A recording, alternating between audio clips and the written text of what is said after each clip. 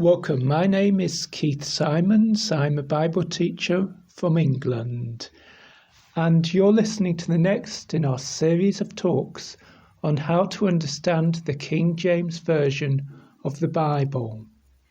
Today we're looking at Psalm 114, and as always we'll go through it line by line, verse by verse and word by word, looking at the meanings of the words and looking at what we can learn from them, and at the same time gaining a grasp of some of the curious language that is in the King James Bible. So Psalm 114 is structured in 4 sections of 2 verses each. So I'm going to read you the first 2 verses and then we'll go back over it and explain it. It's a psalm. We've been looking at several psalms of prophecy, psalms about the future. This is the opposite. This is a psalm of history. Here's the first 2 verses.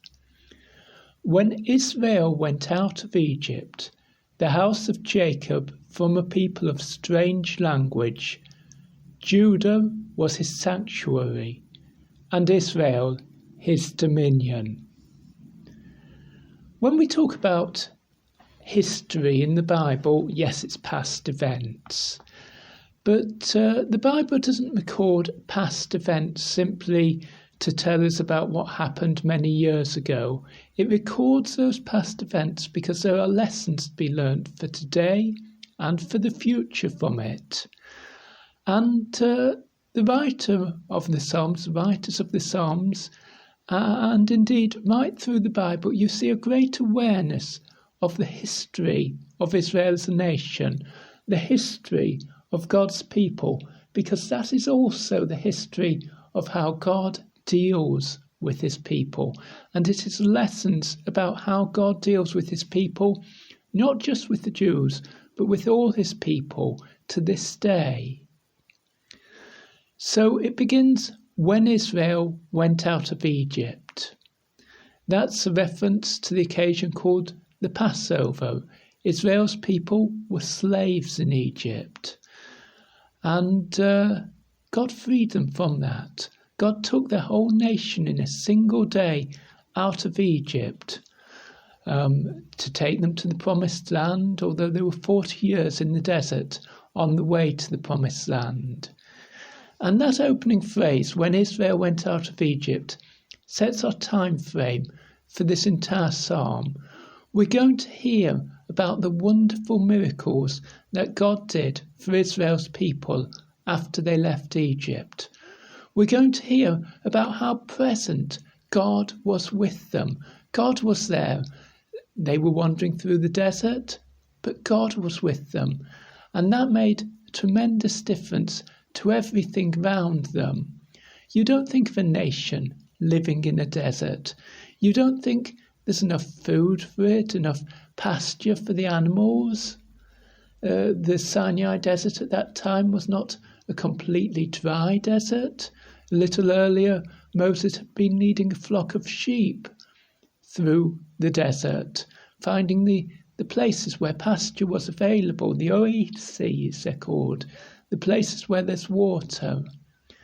But there's a lot of difference between there being enough water and enough pasture for a shepherd and his flock, and an entire nation. How did that nation manage in that 40 years in the desert? Well, we're going to find out.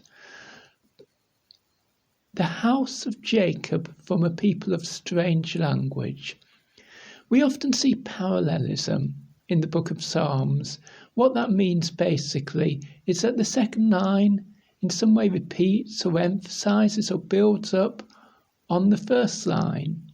And so Israel is called in the second half of the verse the house of Jacob, and Egypt is called a people of strange language. So the house of Jacob really means the family of Jacob, and Israel's people were Jacob's family. We've got Abraham and his son Isaac and his son Jacob, and it is from Jacob that Israel's people were all descended. Jacob had 12 sons, and their families became the 12 tribes of Israel. So the house of Jacob simply means Israel. They're one family, but they've become a great nation because over the years they've had children and grandchildren and great-grandchildren. Egypt's people are called a people of strange language. Obviously, this is a strange language for Israel's people. In other words, Israel's people never really understood Egypt's people. Their language seemed strange and difficult to understand. They weren't at home there. They were in Egypt, but God had given them a home. He'd already promised them the promised land, Canaan, which later became Israel. And so there they were, living in Egypt as foreigners, and eventually, as I've already said, I think, reduced to slavery there. But God set them free. And God set them free in a powerful way to rescue them from there. And they looked back at this event in their history as if it were the birth of their nation. Well, God's people today, the Christians today, also look back at a great event in their history when God set them free from the slavery of sin to have a right relationship with Him. And for them, of course, it's very much an individual experience. Jesus called it being born again. The point when God rescued them from the power of sin and the devil to be His own people. So we've got a parallel there, and it's a parallel which we can draw between Israel's people in their national experience and Christians in their personal experience of God. But let's concentrate on Israel's experience. As we move into verse 2, it declares, Judah was his sanctuary. Whose sanctuary? God's sanctuary. And Israel his dominion. Okay, Judah was his sanctuary. A sanctuary means a holy place. God had chosen Judah as his holy place. And Israel his dominion. A dominion means the country over which a king rules. So when they were rescued out of Egypt, Judah was God's holy place and Israel was his kingdom. And we might say, well, why does he talk about Judah and Israel? They later became the separate parts of the nation of Israel. After Solomon, the country split in two. One part was Judah, in which was God's sanctuary, his holy place, his temple. And the other part was Israel. But that's later in history. What did it mean at the time when Israel went out of Egypt? Verse 1. Well, when we look at the history, we find that Judah was appointed to lead the tribes. They led the tribes of Israel. Judah was one of the 12 sons of Jacob, and his family became the tribe called the tribe of Judah. And they were appointed to lead Israel's people into battle or when they marched forward. So we're saying that those who took the first place in Israel's people as they marched forward through the desert, they were God's holy place. God was present among them. God was there with them. And Israel was not a country rebelling against God. Israel was God's people. God was ruling over them. God was their king. And so, if we are God's holy place, and if God is our king, then we can expect extraordinary things to happen. Verse 3.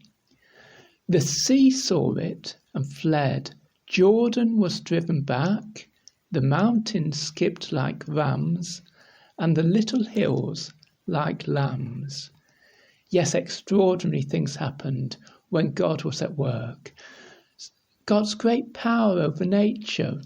They reached the Red Sea, and they had no way to cross it. There were no boats, and the army of Egypt gathered behind Israel's people, and it looked like they would all be killed. But the sea saw it and fled. Because Israel's people were moving forward in the power of God. To flee means to run away.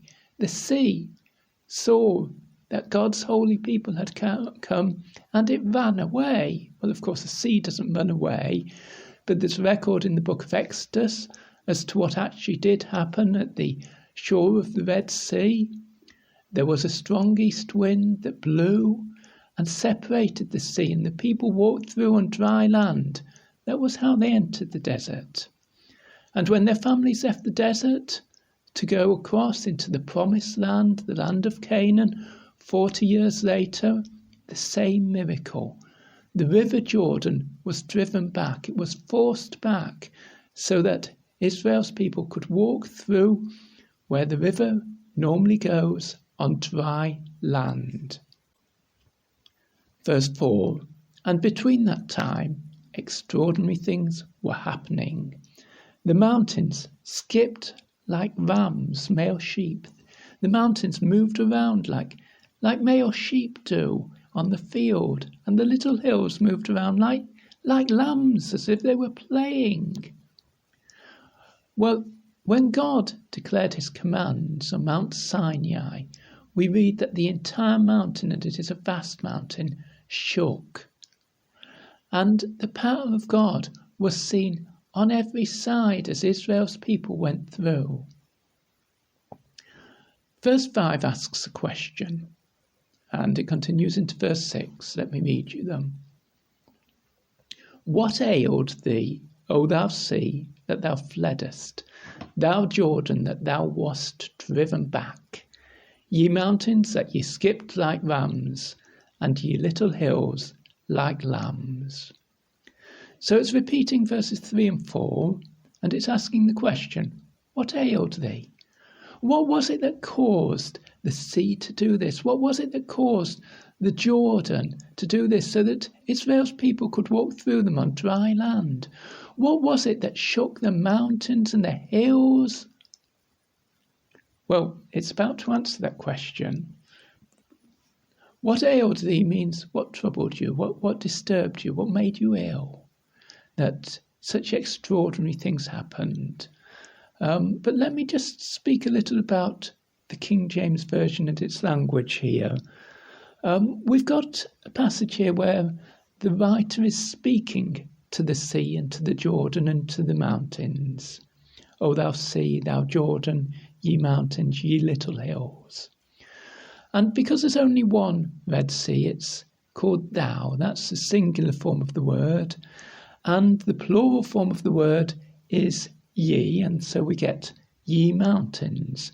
Today we would replace all those by you. O you sea, you Jordan, you mountains, you little hills. It makes language much easier. And we also see the verb forms that go with thou. In verse 5, thou fleddest, thou wast driven back. That means what troubled you, oh you sea, that you fled, you ran away. You Jordan, that you were driven back. That's what we would say today. And this question, that nature has done an extraordinary thing. The sea has done an extraordinary thing. The mountains have done an extraordinary thing. What power was it that disturbed, that shook up the world and its environment so greatly for these things to happen? And the author hasn't given the answer yet. The name of God has not yet appeared in this psalm.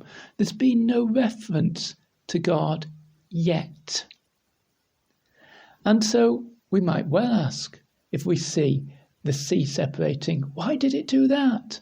We might well ask, if we see mountains shaking, why did they do that? What extraordinary power was it that caused it?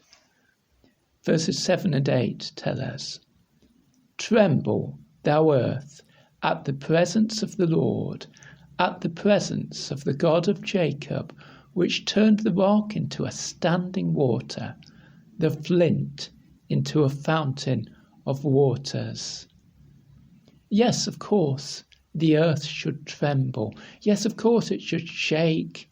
and be frightened, because a truly powerful one has come to it, the Lord God.